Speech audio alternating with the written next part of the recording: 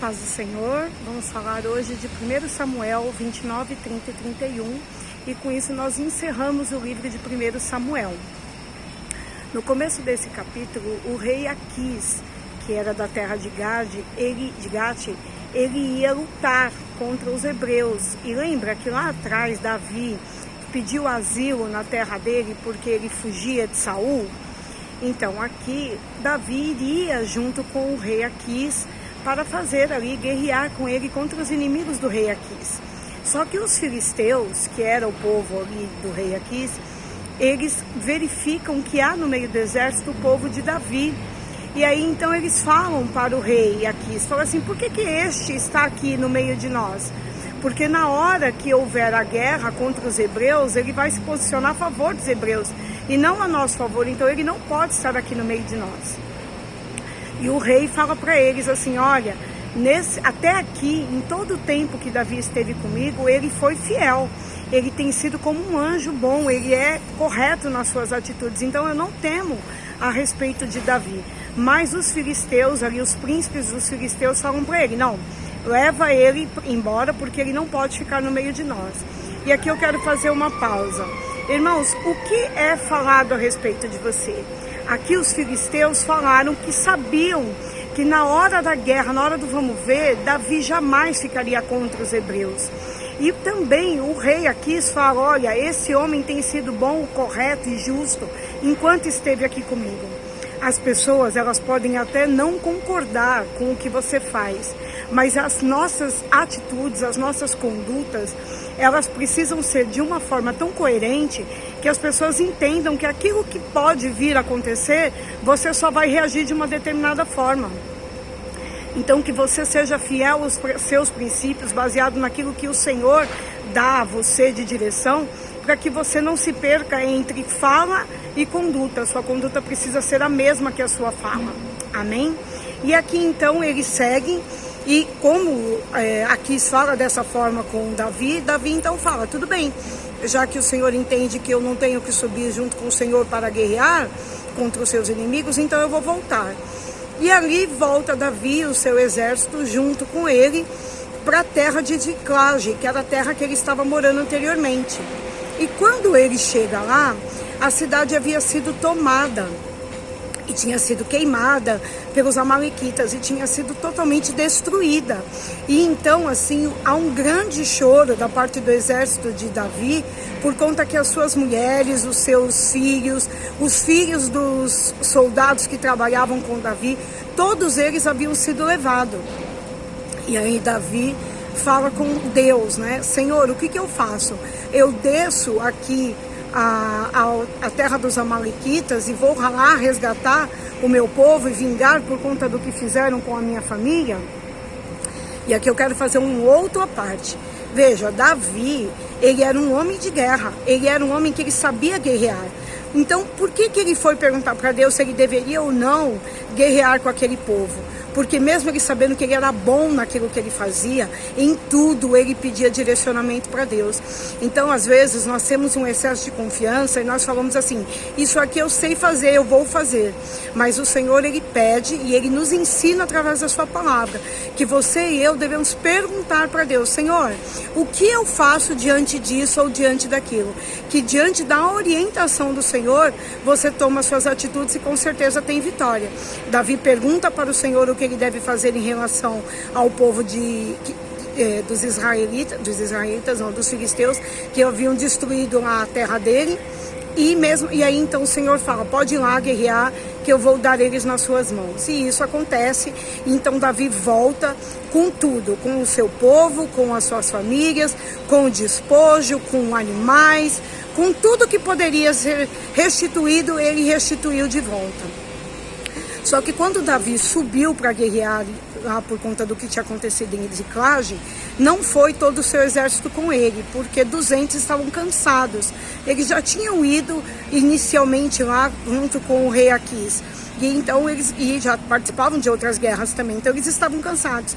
E quando eles voltam, os perversos do exército de Davi falam, então assim, ó, eles não vão ter parte nesses nossos despojos. E Davi fala, não, eles não guerrearam essa guerra, mas eles já guerrearam outras guerras. Então não tem por que eles não terem parte nesse despojos. E a Bíblia diz até que isso fica como um estatuto em Israel até hoje, né? Que aquilo que é de um seria para todos ali. E eles então restituem a todos por conta do que havia sido resgatado nesse momento da guerra, por conta de que haviam queimado a cidade de Ziclage. Então, tudo ali é dividido, porque Davi, que é um líder forte, orienta aqueles que estão com ele. Veja, no meio do exército, a Bíblia diz que há homens perversos. No meio do nosso povo, no meio do lugar onde nós vivemos, também vão ter pessoas contrárias àquilo que é a vontade de Deus, àquilo que é o correto. Mas cabe a nós, como líderes, falar, olha, isso eu concordo, isso eu não concordo, e isso eu pedir a autorização de Deus, eu vou fazer do jeito que Deus determinar. É sempre assim que o Senhor nos dá a vitória. Aqui, dando sequência ao capítulo, é falado então que os filisteus vão agora guerrear contra Israel. E então, Saul é que entraria nessa batalha, porque era o rei Saul, e ele vai ali participar dessa guerra, que os filisteus vêm ali com bastante força, com bastante homens, para guerrear contra Israel. E quando ele faz isso, Saul vê que ele não tem a menor chance, porque também o Senhor não era mais com ele. E como ele vê que isso não há mais chance, as pessoas do exército de Israel começam a fugir, a se afugentar diante dos filisteus, e Saul percebe que ele vai morrer. E para que ele não morresse na mão dos filisteus, ele fala para o seu pajem, o seu homem que carrega ali as suas armas, fala, pode me matar para que eu não morra na mão dos filisteus. Mas mesmo ele sendo hoje um homem fora da vontade do Senhor, o servo dele fala, não quero eu te matar. Mas então Saul vai lá e pega uma espada, a sua própria espada, coloca ela de uma posição que ele se joga em cima dela e ele ali se mata, ele comete ali o suicídio. Vocês devem lembrar que no último vídeo eu comentei que havia aparecido uma vidente, né, uma médium, diante de Saul e tinha dito que era o espírito de Samuel. E que esse espírito de Samuel tinha dito que Saul e Samuel no dia seguinte estariam no mesmo lugar. Irmãos, não há dom maior, não há nada mais importante que o Senhor venha nos servir do que a vida, do que a vida que Ele nos dá. E a Bíblia diz que em tudo que nós passamos de luta, o Senhor nos dá escape. Então, como poderia Samuel, que foi um homem, que a Bíblia diz que não houve nele falhas, estar no mesmo lugar que um homem que tira a sua própria vida? Então, só por isso nós já vemos que aquele médium não estava falando nada da parte do Senhor. Aquele médium também diz, aquela médium também diz, que todos os filhos de Saul morreriam e estariam com eles naquele local. Ali, Saul, ele tem 6 filhos. E somente 3 morrem nesta guerra. Então, e que também passa muitos anos depois, né? Porque Davi já estava lá abrigado com o rei Aquis já há um tempo. Então, sabe-se que já passou muito tempo. Então, só por isso aqui, a gente já vê que aquela profecia da médium cai por terra. E Saul ali se mata, e aí então o povo se dispersa, enfim. E aqui eu quero fazer mais uma parte com vocês.